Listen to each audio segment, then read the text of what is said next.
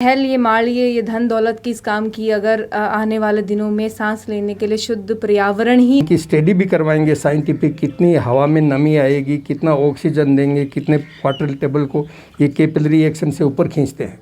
राम राम जी, मैं हूँ थारो मित्र प्रवीण और थे देख रहे हो अपनी खबर। आज आप सीकर जिले के सिंगासन गांव में पूछे हाँ वृक्षारोपण को कार्यक्रम चल रहा है। भीम गांव का कई लोग पूछे हैं, बारे का कई लोग मेहमान पूछे हैं, तो आप ये कार्यक्रम की पूरी कवरेज कर हैं।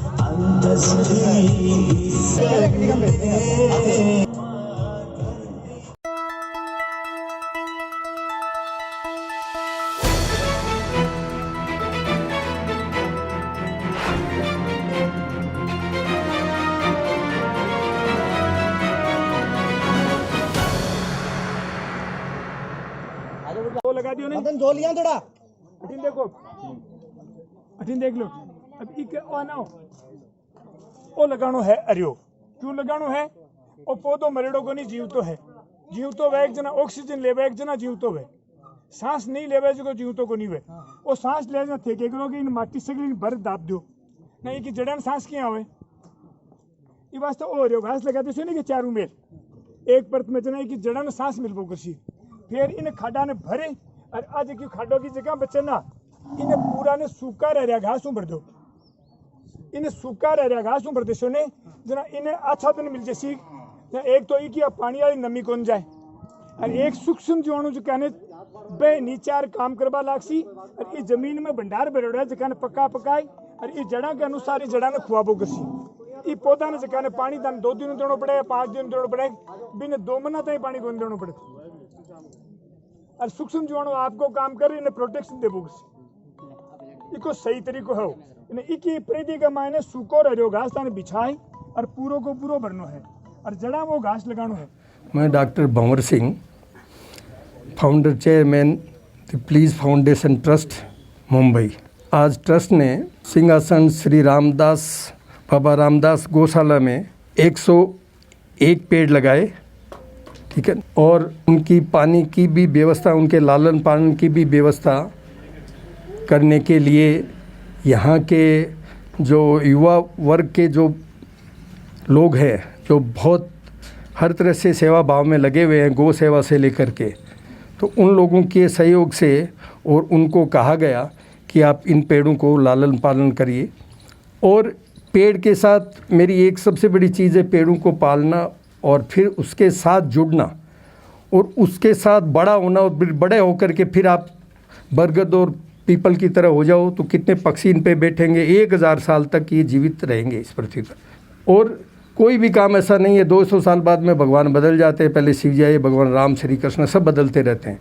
ये एक ऐसे जगह 1000 साल तक इस पृथ्वी पे इतनी अच्छाई करेंगे, कितने पक्षी बैठेंगे, कितनी इनकी स्टडी भी करवाएंगे साइंटिफिक, कितनी हवा में नमी आएगी, कितना ऑक्सीजन देंगे, कितने वाटर टेबल को ये कैपिलरी एक्शन से ऊपर खींचते हैं, तो कितना पानी का लेवल आया।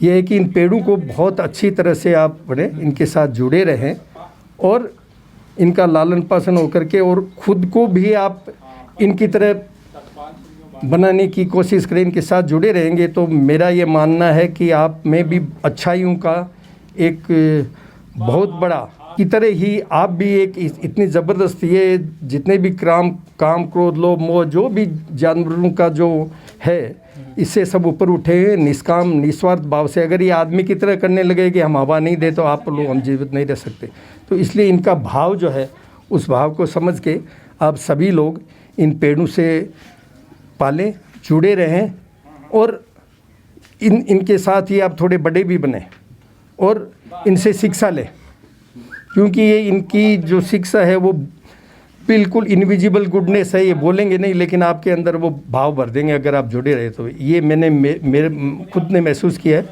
और मैं चाहता हूँ आप लोग भी महसूस करें। आज के युवा वर्ग को आप वृक्षारोपण के बारे में क्या संदेश दोगे? मेरा उनसे यही निवेदन है कि आप सभी कर्मठ हैं और सब में सेवा भाव भी है, लेकिन मैं चाहता हूँ कि आपके अंदर अच्छाई जो है उस अच्छाई का और विस्तार हो। आप और हर जीव के लिए, हर प्राणी के लिए, इस पृथ्वी माता के लिए कि इससे हमने जो भी लिया है उसका वापस से आप क्या दे रहे हैं, ये इतना लिया है, मैं आपको शाम तक बता सकता हूँ कि इस पृथ्वी को आपने किस किस रूप में नुकसान पहुँचाया है, किस किस रूप में। नमस्कार, मैं प्लांट बेबी अभिलाषा रनवा और आज सिंहासन गांव में द प्लीज़ फाउंडेशन संस्थान की ओर से संस्थान अध्यक्ष आदरणीय डॉक्टर भंवर सिंह शेखावत जी, जो कि एक बहुत बड़े पर्यावरण प्रेमी हैं, इन्होंने यहाँ पर सैकड़ों बड़ और पीपल के वृक्ष लगाए हैं और यहाँ के जो ग्रामीण हैं सभी ने मिलजुल कर बहुत ही आत्मीयता के साथ इन पौधों का रोपण किया है और ये बहुत बड़ी सौगात है। और यहाँ आकर मुझे खुशी इस बात की है कि यहाँ सिर्फ पौधे लगाए नहीं गए हैं, इनकी सार संभाल की जिम्मेदारी भी ली गई है। और मैं एक बात बता दूं कि जो युवा वर्ग है उन्हें सर के जीवन से प्रेरणा लेते हुए इनके पद चिन्हों पर आगे चलना चाहिए, क्योंकि हम सब मिलकर प्रयास करेंगे तभी हमारी धरा हरी भरी होगी और हम इसे बचा सकते हैं। और ये महल, ये माल, ये धन दौलत किस काम की अगर आने वाले दिनों में सांस लेने के लिए शुद्ध पर्यावरण ही नहीं होगा, तो इस बात को ध्यान में रखते हुए हम सबको जागरूक होना होगा। और मैं पहले ऐसा कहती थी कि जीवन में एक पेड़ ही लगाएं, लेकिन उसकी अच्छे से परवरिश करें, सार संभाल करके उसे वट वृक्ष बनाएं। लेकिन मैं अब ये कहती हूँ, क्योंकि हम लोगों ने प्रकृति को बहुत नुकसान पहुंचाया है, तो मैं चाहती हूं कि व्यक्ति अपने जीवन में 4 पेड़ अवश्य लगाए और उन्हें लगाए ही नहीं, उन्हें पाल पोस कर उन्हें वट वृक्ष बनाए। क्योंकि पहला पेड़ हमारे स्वयं के लिए लगाइए जिससे हमें ऑक्सीजन मिल सके। दूसरा पेड़ जो हम अध्ययन सामग्री जैसे हमारी पुस्तकें ये पेड़ पौधों से ही हमें मिलती हैं, उनके लिए लगाएं। तीसरा पेड़ जो हमारे घर में फर्नीचर है जो हम इस्तेमाल करते हैं उसके लिए लगाएं। और चौथा पेड़ जब हम इस दुनिया से जाएं तो उसी से होकर जाएं। तो 4 पेड़ व्यक्ति को अपने जीवन में लगाने ही लगाने चाहिए। और आप कोई भी घर में फंक्शन हो, आपका जन्मदिवस हो, जो भी हो, आप सेलिब्रेट करें तो भी पेड़ पौधे लगा कर ही करें। पेड़ पौधों को अपने जीवन का हिस्सा माने, क्योंकि इनके बिना हम नहीं हैं। अगर इस भाव से हम पेड़ पौधों के साथ जुड़ जाएंगे तो हमारी धरा हरी भरी होगी और बचेगी। और जो हमारा ये मरुस्थलीय बेल्ट आता है, जैसे सीकर है, चूरू, झुंझुनू, नागौर, जोधपुर, बाड़मेर, जैसलमेर का जो ये बेल्ट है, मरुस्थलीय एरिया है, तो हम सब मिलकर प्रयास करेंगे तभी ये होगा कि ये धरा हरी भरी होगी। तो इसमें सभी का सहयोग हम सब चाहते हैं। और सर हमारे लिए बहुत प्रेरणा है। सर का एक एक शब्द जो कि प्रकृति के उनके प्रकृति प्रेम को दर्शाता है। तो सर के जीवन से प्रेरणा लेते हुए हमें ये पर्यावरण संरक्षण की ओर कदम बढ़ाना चाहिए। धन्यवाद। मैं हमेशा एक बात कहती हूँ, पर्यावरण अध्ययन सर एक विषय चलता है, तो उसमें क्या होता है, हम सिर्फ जो बच्चों को अंक मिलते हैं वो लिखावट पे ही मिलते हैं। हकीकत में धरातल पे पर्यावरण अध्ययन बच्चों से करवाते ही नहीं है। बच्चों से पेड़ पौधे लगवाएं और उसकी परवरिश बच्चा कैसे करता है उस आधार पर बच्चों को अंक देने चाहिए। मैं आपको जानकारी दूँ कि 1983 से मैं वृक्षारोपण लगातार करता रहा। 15 अगस्त तक मेरा अनुमान है कि 41,000 पौधे मेरे लग चुके होंगे।